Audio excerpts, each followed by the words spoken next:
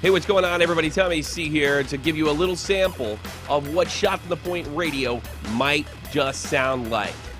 Introducing none other than Dead on Dave, Tony B from North Boston, and of course, the great Joe Cronin of the Joe Cronin Show, where we get in a conversation about certain subjects in the National Hockey League. Check this clip out, and at the end of this clip, I'll let you know what's in store for you for this new project we have, Shot from the Point Radio. Somebody just wrote me, honestly, you're a fucking idiot. Unsub. Well, fuck yours. Kill yourself. Kill yourself. What's up, motherfuckers? I just put my video on. What's up, Dave? Hey, Dave. Done Dave. Oh, God. I wonder what I did. Oh, you see my monitor now? Yes. Oh my God. Can you read this or is it backwards? No, it's fine. Okay. So let me. Oh, here it is. All right, it's focused. So this is more. This is the original flag. Oh, because I said something about Pittsburgh. That's what it is. Oh, well, that's what I told you. Like, you gotta watch out because, like, anytime you talk about every scene, I decided when I started this, fuck Pittsburgh, Montreal. Do that, and I will. No, I'm always going to tell the truth. I'm always going to tell the truth the way I see it. Otherwise, I'm dancing around. I can't be myself. I'm going to lose subs. Yes, I realize that. But you know what? I make fun of every team equally. Yep. I hate the Habs, but I love PK, and I'm just going to call it the way I feel. And I don't think if you can't take your team getting ball busted, it's not the show for you. And I have been, look, I'm not going to sit there and kiss Crosby's ass because fucking some Pittsburgh fan. What? You know? Yeah. A few minutes. I can't do it. I can't do it. So, I mean, it's not the type of show we're running, and I got to take my lumps with that. So, who gives a fuck? I made like 5 subs last night on that one show, so fuck off. Hey, I'm the same way, man. You can't fucking worry. You either got to worry about everyone, or I say you just don't. You talk nice about everybody, but Montreal and Pittsburgh get screwed. No, I'm just kidding. No, you just talk about fuck it. I just got to be honest about the way I feel about the game. That's all. I'm gonna send you screenshots. I'm sending you all on Twitter. Okay, on Twitter. Talking nice about everyone doesn't work either. Yeah. Nothing works. I said, you know what it is? You know what this guy said? I brought this up again, Dave. I said, here's the thing with Pittsburgh. We have another situation where Letang gets injured. Yeah, they get a bad break against him. And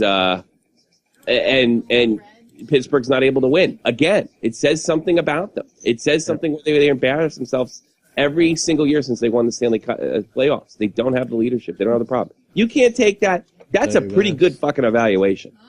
No, it's fair, very fair. That's a reasonable evaluation. I agree too. So, whenever you talk about something that people are fanatic about, whether it be wrestling or a hockey team, whatever it is, you're gonna, even if you're completely logical, you're gonna get these assholes who are gonna go crazy. It doesn't matter. It's because I hate white people this time, I guess. Yeah. Yeah, look what happened with me, man. I was more fair about Lucha than probably anybody else on wrestling fucking sites anywhere. I gave fucking concise reasons why the product was fucking faulty. It didn't matter. People are still fucking nuts. Mm-hmm. Assholes. Yeah, what can you do? I can't. I'm sick today, so I don't give a crap. I'm gonna freaking sodomize people. I'm sure he was fine with the whole fucking show. Honestly, I don't mind. I know how you feel, Dave, because I'm in teeth pain. Because I got my braces. Yeah, you're a metal mouth now. I just got the top one so far. In a couple months, I'm going to get the bottom. I just sent you some of the messages on Twitter. I sent you like 4 screenshots now. So you can see some of what was going on. It's just funny, man. Like, put this shit back up. They do. Then it goes back up. You're here, right, Tommy? Yeah, I'm here. Yeah. So it goes back up, and I'm like, oh, fuck. I do have a strike, though. And it says Survivor Series and Acknowledge, and it's in pink, and I'm like, oh, fuck. But whatever. Yeah, that's exactly what I said was going to happen. You can get the channel back. It's going to come. Yeah. But I'm like, well, good thing. Well, at least it's up, though, and I have it, 6 months banned, can't go live, all that stuff. But then I go, fuck it, I'm going to appeal it. And in the appeal, it only lets you write a certain amount of shit. So I wrote, I've reviewed this with my attorney. And in accordance to all the legal, and I said something that was smart, like, in accordance to all the laws and abidance of the, whatever the fuck, the FAQs or something, there is no violation and it's listed clearly in your descriptions. I wrote review, blah, blah, blah. The thumbnail is a Google image of the show that I am reviewing, which is fair use something bullshit. And 5 minutes later on that one, I get, we reviewed your da-da-da, and it seems like we have improperly da-da-da, so we restored it. So 2 different emails mentioning lawyer. Same eyebrows that I do. And that blonde looks good with hers. You look better than her, though. What the fuck is that? I wrote the guy back. Will you resub when Pittsburgh blows it again in the playoffs? Okay, do it. Pittsburgh, Pittsburgh is a great team, but it proves that not just Crosby will make their team amazing. Or I gotta be honest with you, if Crosby was a little more of a leader than he was, than the type of player that he is, I think they'd probably have won 3 or 4 Stanley Cups by now. There's a lot of talent on that team. If they had any semblance of leadership, talented. They just can't. You got no leadership, man. They got you got that no heart. squirmy bitch. I really think that's why Brooks Orpik and who was the Niskanen, who had won a Stanley Cup with L.A. like a year or 2 earlier. I hate Matty Niskanen. Really think Niskanen for that reason. Punch him in the face. You don't like Matt Niskanen? I can't believe I'm saying his name without a problem. He started some shit with I hold grudges. Stupid to hold grudges, but yeah, I used to when I was younger. We're talking about a fight that happened with the Bruins and Stars in like 2008. I don't like Niskanen for that reason. You remember? Well, Tony, you might. I don't know if you remember that. You might have been not watching, maybe. No, just kidding. Probably not. Yeah, I didn't start watching until like 2009, 2010. Oh, I really got into it. It was right the year before that, maybe. Like Mark Savard got hit in the corner by Steve Ott, and then the Bruins chased him around the ice trying to fight him, and he wouldn't fight. And then he caused another fight, and then got off the ice. Then he caused a third fight, and then Lucic attempted to kill him, and they threw Ott out of the game before somebody could destroy him. Tony's like, you realize you're talking about something that happened when I was 7, right? Right. 7 or 8. Yeah, 7 or 8. Yeah. I was so angry at that game. I've hated Steve Ott. Maybe Niskanen's really not that bad. He didn't really have much to do with it. He tried to take a cheap shot on somebody when they were trying to get to Ott, and then Shane Knighty just pummeled the shit out of him. I love Steve Ott. Guy's a fucking rock. I hate Steve Ott. I hate him in every fucking thing. He's also been on teams that I hate too, like Buffalo. Yeah. I don't mind Dallas now. I actually liked when they changed their colors. Yeah. Yeah. So it is. And I never understood this. What the Rangers did this. They had a defenseman. I don't know if he's in the Hall of Fame yet. He didn't retire all that long ago. Named Sergei Zubov. Mm-hmm. He was one of the most interesting defensemen I've ever seen. I mean, the guy, he did this, one-kneed baseball. You know, like, when they teach you to go down to, like, one knee so you can pop right up if you're taking a ground ball? He took that into hockey, as a defenseman. I saw him, like, stop so many shots and he would just, like, bounce it off his chest, sort of like a soccer thing, and just put it in front of his stick. He played for the Rangers, one of the first Russians to get his name in the Stanley Cup. Went to Pittsburgh for a little while, ended up in, basically being the franchise player for Dallas. But then, you know, when Hull retired and all those guys, he was left, and then he finally, the team's never been the same.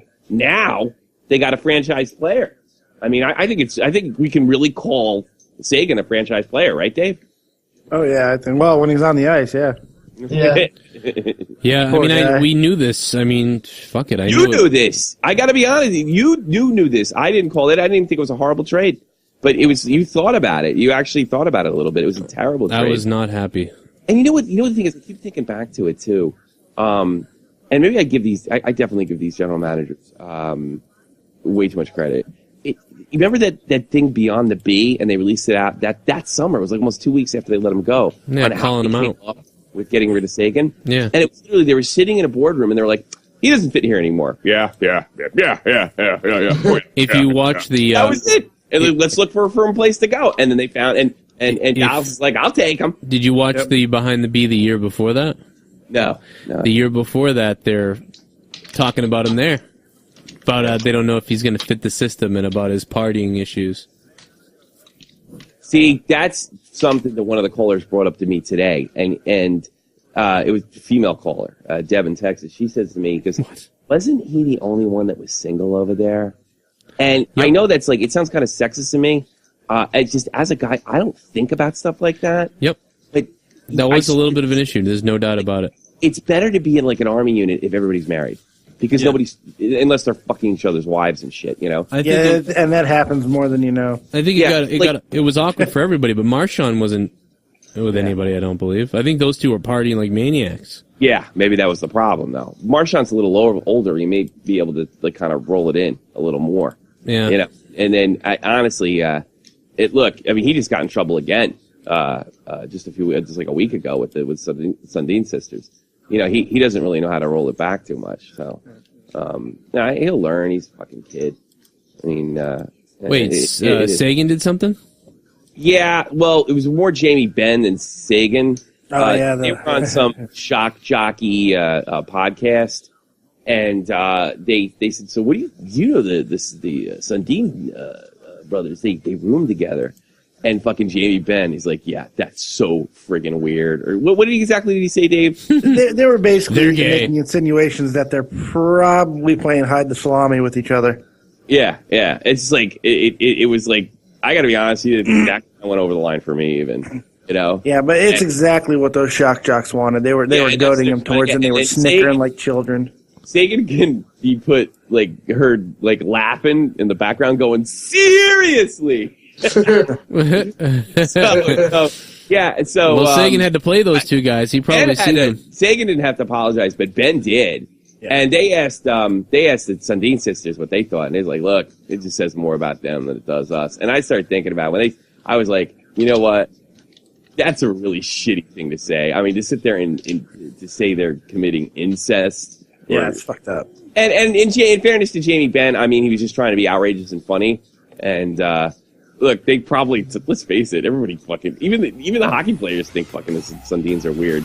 But they're probably not incestuous. I think probably they are. not. But it just shows that there's this weird line that you cannot cross even when, you're hiding behind things like, oh, I could say what I like on a shock jock show. Well, not necessarily.